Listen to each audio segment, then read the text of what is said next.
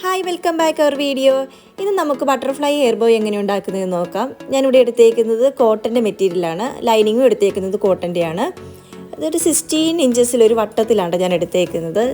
ഞാൻ മെഷർമെൻറ്റ് കാണിച്ചു തരാം. ഇത് 16 ഇഞ്ചസാണ് ഞാൻ എടുത്തേക്കുന്നത്. എന്നിട്ട് അതൊന്ന് വരച്ചു കൊടുക്കുക, ചുറ്റും ഒന്ന് വരച്ചു കൊടുക്കുക. നമുക്ക് ഇഷ്ടമുള്ള മെറ്റീരിയൽ എടുത്തിട്ട് ചെയ്യാം കേട്ടോ. അതായത് നമ്മുടെ ഡ്രസ്സിന് ഇപ്പോൾ പോളിസ്റ്റർ ആണെങ്കിലും ഓർഗൻസി ആണെങ്കിലും ഏത് മെറ്റീരിയൽ എടുത്ത് വേണമെങ്കിലും ചെയ്യാം കേട്ടോ. ഞാൻ ഒന്നും കൂടി എളുപ്പം കോട്ടൻ്റെ ആയതുകൊണ്ടാണ് ഞാനത് കാണിക്കുന്നത്. നമുക്ക് ഇഷ്ടമുള്ള രീതിയിൽ ഇഷ്ടമുള്ള മെറ്റീരിയൽ എടുത്ത് ചെയ്യാം കേട്ടോ. അത് നിന്നിട്ട് കട്ട് ചെയ്ത് കൊടുക്കുക. കറക്റ്റ് വെയിലോട്ട് നമുക്ക് കട്ട് ചെയ്ത് കൊടുക്കുക. അത് ഒരു പിൻ ചെയ്തിട്ട് വേണം കട്ട് ചെയ്യാൻ വേണ്ടിയിട്ട്. അല്ലെങ്കിൽ പിന്നെ ആ മെറ്റീരിയൽ അങ്ങോട്ടും ഇങ്ങോട്ടും മാറിയിട്ട് രണ്ട് ഷേപ്പായി പോകും. ഇപ്പം നമ്മൾ 16 ഇഞ്ചസ് എടുത്തെങ്കിൽ പോലും നമ്മൾ സ്റ്റിച്ച് ചെയ്ത് വരുമ്പോഴത്തേനും അതൊന്നും കൂടെ ചെറുതാവും കേട്ടോ. പിന്നെ നമുക്കത് വെട്ടിക്കളയാനൊക്കെ ഉണ്ട്. അങ്ങനെ ആകുമ്പോൾ നമുക്ക് ഇച്ചിരി 16 ഇഞ്ചസ് എടുക്കുന്നത് തന്നെയാണ് നല്ലത്. പിന്നെ കുട്ടികളുടെ ഏജ് അനുസരിച്ച് നമുക്കതനുസരിച്ച് ചെറുതാക്കാം കേട്ടോ. ഇപ്പം നമുക്ക് ഈ പറഞ്ഞ പോലെ 10 ഇഞ്ചസിൽ ചെയ്യാം. ഇഷ്ടമുള്ള രീതിയിൽ നമുക്ക് ചെയ്തെടുക്കാൻ പറ്റും. എന്നിട്ട് ആ കറക്റ്റ് ആ റൗണ്ടിൽ കൂടെ നമുക്കൊന്ന് വെട്ടിയെടുത്തിട്ട് അതിൻ്റെ ചുറ്റും ഒന്ന് അടിക്കണം.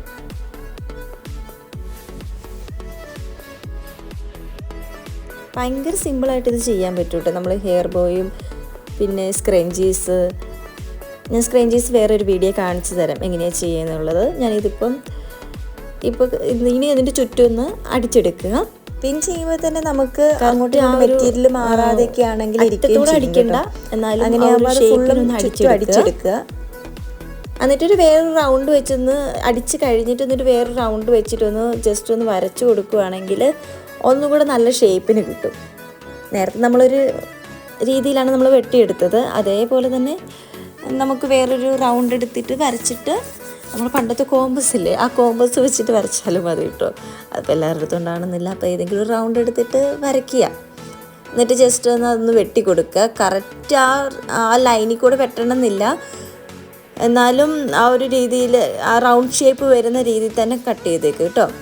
എന്നിട്ട് കറക്റ്റ് സെൻറ്റർ പോർഷൻ വരുന്ന രീതിയിൽ നമുക്കത് മാർക്ക് ചെയ്യുകയും ചെയ്യണം. ഞാനതെങ്ങനെയാണ് മാർക്ക് ചെയ്യേണ്ടതെന്ന്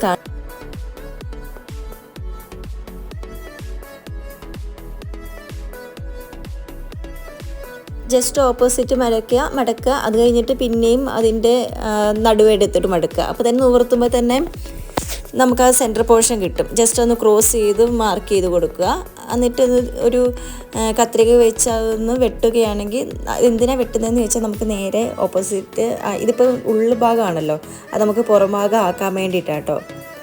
എന്നിട്ട് അതിൽ കൂടെ വലിച്ച് അതൊന്ന് നമ്മൾ നല്ല വശത്തേക്ക് എടുത്താൽ മതി. ഒരു പെൻസിൽ എടുത്തിട്ട് ആക്കുകയാണെങ്കിൽ കറക്റ്റ് നമുക്ക് ഈ റൗണ്ട് ഷേപ്പ് കറക്റ്റായിട്ട് കിട്ടും കേട്ടോ. നമുക്ക് ഈസി അത് നമുക്ക് ചെയ്യാൻ പറ്റും.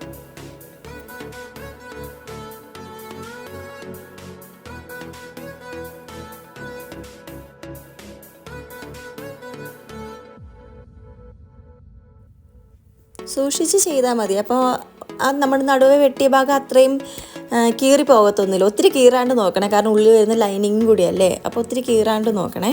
എന്നിട്ടൊരു പെൻസിലോ എന്തെങ്കിലും എടുത്തിട്ട് ഒന്ന് ജസ്റ്റ് നല്ല രീതിയിലൊന്ന് ഞാനിപ്പോൾ ചെയ്യുന്ന പോലെ ഇങ്ങനെ ചുറ്റി കൊടുത്താൽ മതി.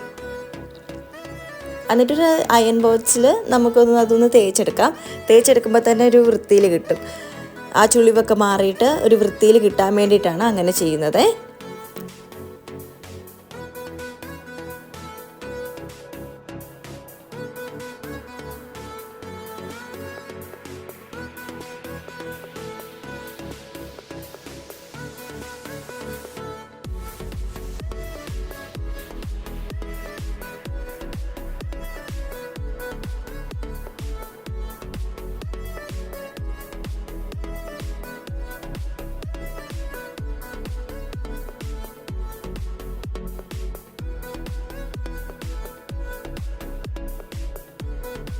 അത് നമ്മൾ രണ്ട് വശവും തേച്ച് കഴിഞ്ഞ് ഇപ്പോൾ വൃത്തിയിലായി. ഇനി നമുക്ക് കാൽ ഭാഗം വെച്ച് അങ്ങോട്ടും ഇങ്ങോട്ടും മടക്കണം. ഇപ്പോൾ സെൻറ്റർ പോർഷൻ എടുത്തിട്ട്, പക്ഷെ നമുക്കത് കാൽ ഭാഗം, ഇപ്പം ഒരു വശത്തു നിന്ന് ഹാഫ് ഭാഗത്തേക്ക്, ഇപ്പുറത്തെ വശത്ത് നിന്ന് ഹാഫ് ഭാഗത്തേക്ക്, എന്നിട്ട് വീണ്ടും സെൻറ്റർ പോർഷൻ കിട്ടാൻ വേണ്ടിയിട്ട് ഇപ്പുറത്തുനിന്ന് അപ്പുറത്തെ വശത്തേക്ക് ഒന്നും കൂടെ മടക്കണം, ഓപ്പോസിറ്റായിട്ട് മടക്കണം.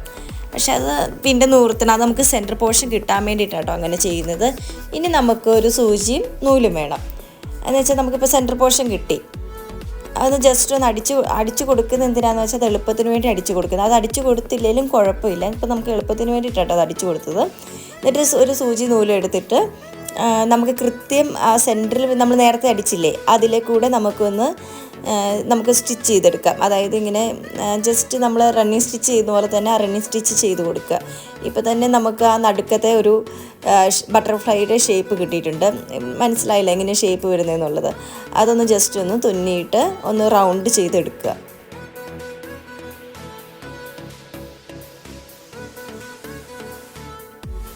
നല്ല ടൈറ്റായിട്ട് ഇങ്ങനെ ചുറ്റണം കേട്ടോ. അപ്പോഴാണ് അല്ലെങ്കിൽ കുറച്ച് കഴിയുമ്പോഴത്തേന് അത് ലൂസായി പോകും. ആ ചുറ്റുമ്പോഴൊക്കെ ആണെങ്കിലും രണ്ട് സൈഡ് നല്ല വൃത്തിയിൽ ഒന്ന് നിവർത്തി കൊടുക്കുകയൊക്കെ ചെയ്യണം. അല്ലെങ്കിൽ നമ്മൾ ചുറ്റുന്നതനുസരിച്ച് ചിലപ്പോൾ അത് ചുരുങ്ങി പോകാൻ ചാൻസ് ഉണ്ട്. എന്നിട്ട് അതൊന്ന് നന്നായിട്ട് ടൈറ്റിൽ അതൊന്ന് തുന്നിയെടുക്കുക.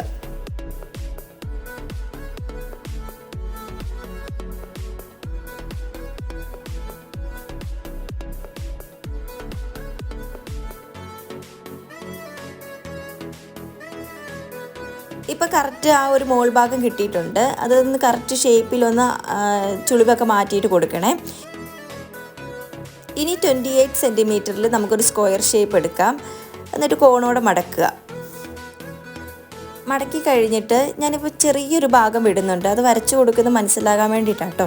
ആ ഭാഗം ഒഴികെ ബാക്കി വരുന്ന ആ 2 ഭാഗം, അതായത് ആ 2 ഭാഗം അടിച്ചാൽ മതി. മറ്റേ മുകളിലെ ഭാഗം അടിക്കേണ്ട ആവശ്യമില്ല.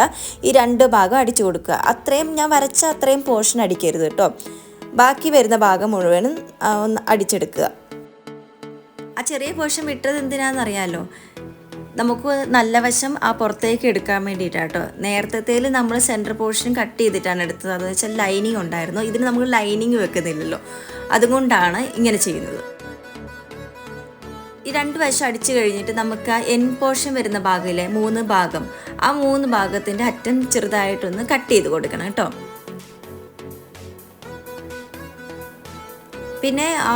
പിന്നെ വരുന്ന ബാക്കി ഞാൻ ഇച്ചിരി വിട്ടിട്ടാണ് അടിച്ചേക്കുന്നത്. പിന്നെ ആ ഷേപ്പിനൊന്ന് നമുക്കൊന്ന് കട്ട് ചെയ്ത് കൊടുക്കുകയും ചെയ്യണം. അപ്പോൾ ഇച്ചിരി കൂടി വൃത്തിയിൽ കിട്ടും. അത് വൃത്തി കിട്ടാൻ വേണ്ടിയിട്ടാണ് നമ്മൾ അങ്ങനെ ചെയ്യുന്നത്.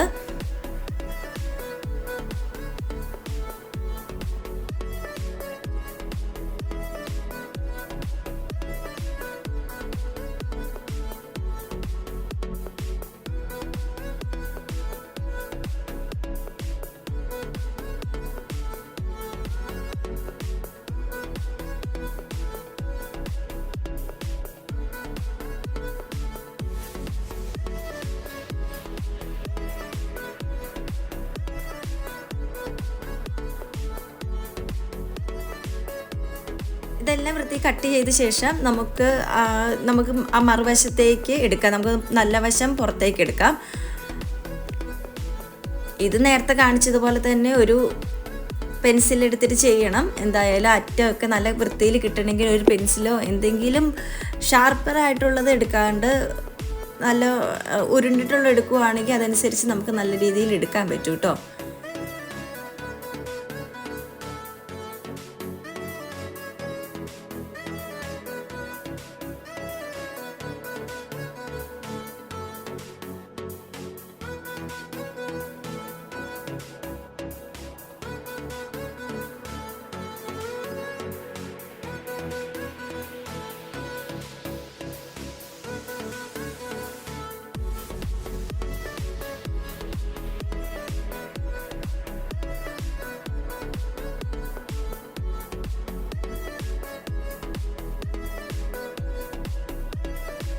ഇപ്പോൾ വൃത്തിയിൽ നമുക്കത് കിട്ടിയിട്ടുണ്ട്. ഇതിനൊന്ന് അയൺ ചെയ്ത് കൊടുക്കണം. അയൺ ചെയ്ത് കൊടുത്താലേ നമുക്ക് കറക്റ്റായിട്ട് നമ്മൾ ഉദ്ദേശിച്ച ആ ഒരു ഷേപ്പിനൊക്കെ കിട്ടത്തുള്ളൂ.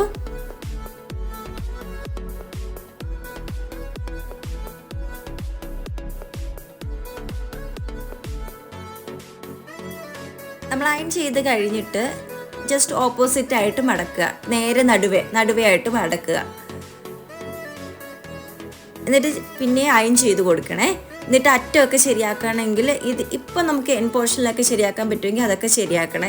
കാരണം എന്ന് വെച്ചാൽ ഇത് നമുക്ക് ഡയറക്റ്റായിട്ട് നമുക്ക് ആ നേരത്തെ ബട്ടർഫ്ലൈയുടെ പോലത്തെ താഴേക്ക് വരുന്നത് നമ്മൾ ഇനി ചെയ്യാൻ പോവുകയാണ്. അപ്പം എൻ പോർഷനിലൊക്കെ എന്തെങ്കിലും ചുളിവോ എന്തെങ്കിലും ഒക്കെ ഉണ്ടെങ്കിൽ അതെല്ലാം ശരിയാക്കണം. എന്നിട്ട് ജസ്റ്റ് ഒന്ന് അയൺ ചെയ്ത് കൊടുക്കുക. അപ്പോൾ അയൺ ചെയ്ത് കൊടുക്കുമ്പോൾ തന്നെ ആ ഒരു കറക്റ്റ് ഷേപ്പിന് തന്നെ കിട്ടും.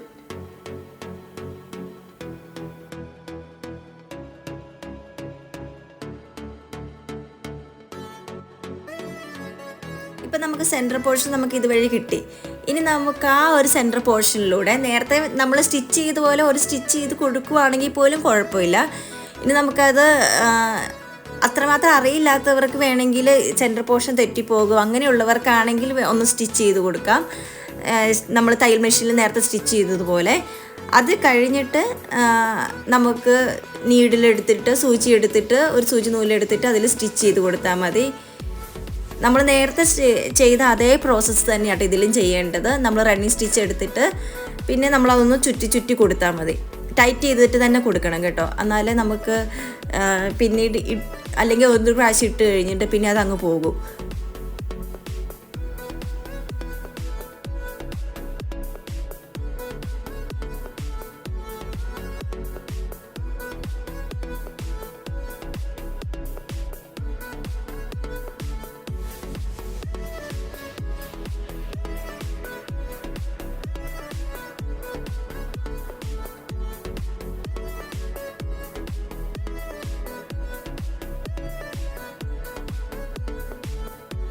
ഇപ്പോൾ കറക്റ്റ് ഷേപ്പിന് കിട്ടിയിട്ടുണ്ട്. പിന്നെ നമ്മൾ നേരത്തെ എടുത്തിട്ട് ലൈനിങ് പോർഷനിൽ ലൈനിങ് എടുക്കുമ്പോൾ വെച്ച് നല്ലതായിട്ട് എടുത്താൽ മതിയേ.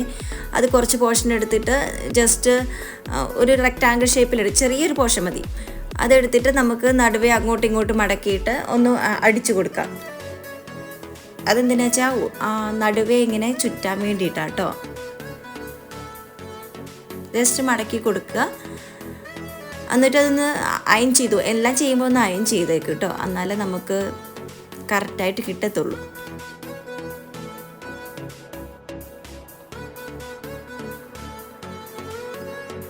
എന്നിട്ട് നമ്മൾ നേരത്തെ 2 ബട്ടർഫ്ലൈയുടെ 2 എണ്ണം ഉണ്ടാക്കിയില്ലേ, അതൊന്ന് സ്റ്റിച്ച് ചെയ്ത് കൊടുക്കുക.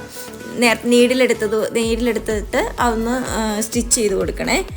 കറക്റ്റ് ടൈറ്റിലായിട്ട് തന്നെ സ്റ്റിച്ച് ചെയ്യണം കേട്ടോ, അല്ലെങ്കിൽ ഞാൻ നേരത്തെ പറഞ്ഞതുപോലെ അത് പോകാൻ ചാൻസ് ഉണ്ട്. പശ വെച്ച് ഒട്ടിച്ചാലും പോകും, അത് പെട്ടെന്ന് തന്നെ അങ്ങ് പറഞ്ഞു പോരും. നമ്മളെപ്പോഴും സ്റ്റിച്ച് ചെയ്യുന്നത് തന്നെയാണ് കേട്ടോ നല്ലത്.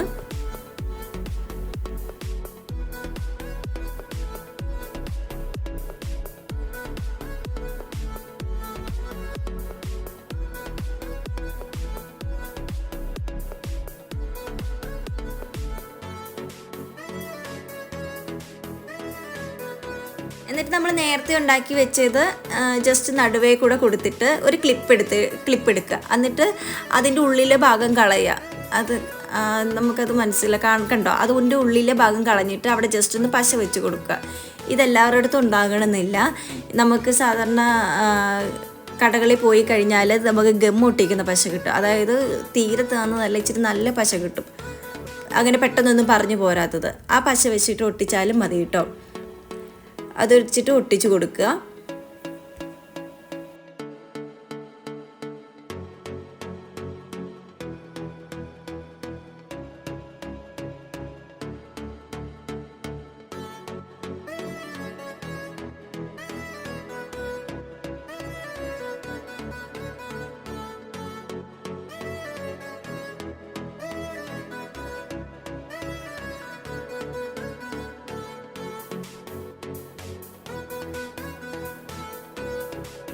ഒട്ടിച്ചിട്ട് അപ്പം തന്നെ നമുക്ക് ബാക്കി കണക്ട് ചെയ്യണമെന്നില്ല കേട്ടോ. ഒന്ന് കുറച്ച് നേരം വെയിറ്റ് ചെയ്തിട്ട്, മറ്റേ പശയാകുമ്പോൾ കുറച്ച് നേരം വെയിറ്റ് ചെയ്യേണ്ടി വരും. എന്തെങ്കിലും മേളിലേക്ക് എടുത്ത് വെച്ചിട്ട് ഒന്ന് ഒട്ടുന്നത് വരെ വെയിറ്റ് ചെയ്യേണ്ടി വരും. എന്നിട്ട് ബാക്കി വരുന്ന ക്ലിപ്പൊന്ന് കണക്ട് ചെയ്ത് കൊടുത്താൽ മതി. നമുക്ക് ലാസ്റ്റ് റെഡി ആയിട്ടുണ്ട്. ക്ലിപ്പും കൂടെ കണക്ട് ചെയ്ത് കഴിയുമ്പോഴത്തേനും ഇപ്പം നമുക്ക് ഉള്ളിലെ ആ ഭാഗം ലൈനിങ് എടുക്കുമ്പോൾ നല്ല കോട്ടൻ്റെ ലൈനിങ് എടുത്താൽ മതി കേട്ടോ. നമുക്ക് മാച്ചിങ് ആയിട്ടുള്ള രീതിയിൽ എടുക്കുവാണെങ്കിൽ അത്രയും നല്ലതാണ്. അതിലിപ്പം ഞാൻ ഓറഞ്ച് വരുന്നുണ്ട് ഇതിനകത്തേക്ക്, നമ്മുടെ ആ കോട്ടൻ്റെ മെറ്റീരിയലിനകത്ത് ലൈനിങ് അല്ലാതെ മറ്റേ കോട്ടൻ്റെ മെറ്റീരിയലിനകത്ത് ഓറഞ്ച് വരുന്നുണ്ട്. അതുകൊണ്ടാണ് ലൈനിങ്ങും ആ ഒരു കളർ എടുത്തത്. രണ്ടും സെയിം കോട്ടൻ്റെ നല്ല മെറ്റീരിയൽ കിട്ടുവാണെങ്കിൽ അങ്ങനെ എടുത്താൽ മതി കേട്ടോ, അപ്പോൾ നല്ല ഭംഗിയിൽ കിട്ടും. ഞാൻ അടുത്തത് സ്ക്രഞ്ചീസ് ഉണ്ടാക്കേണ്ടത് എങ്ങനെയാണെന്നൊരു വീഡിയോയിൽ വരാം. ഇത് നല്ല സിമ്പിളായിട്ട് ഇപ്പോൾ കോളേജിൽ പോകുന്നവർക്ക്, പിള്ളേർക്കാണെങ്കിൽ പോലും നല്ല ഭംഗിയിൽ ഫ്രോക്കിൻ്റെ കൂടെയൊക്കെ ക്ലിപ്പ് ചെയ്തൊക്കെ നമ്മുടെ ഹെയർ ക്ലിപ്പ് ചെയ്യുവാണെങ്കിൽ നല്ല ഭംഗിയിൽ കിടക്കും കേട്ടോ. ഈ വീഡിയോ ഇഷ്ടപ്പെട്ടെന്ന് വിചാരിക്കുന്നു. ഇനി അടുത്ത വീഡിയോ ആയിട്ട് വരാം. ബായ്.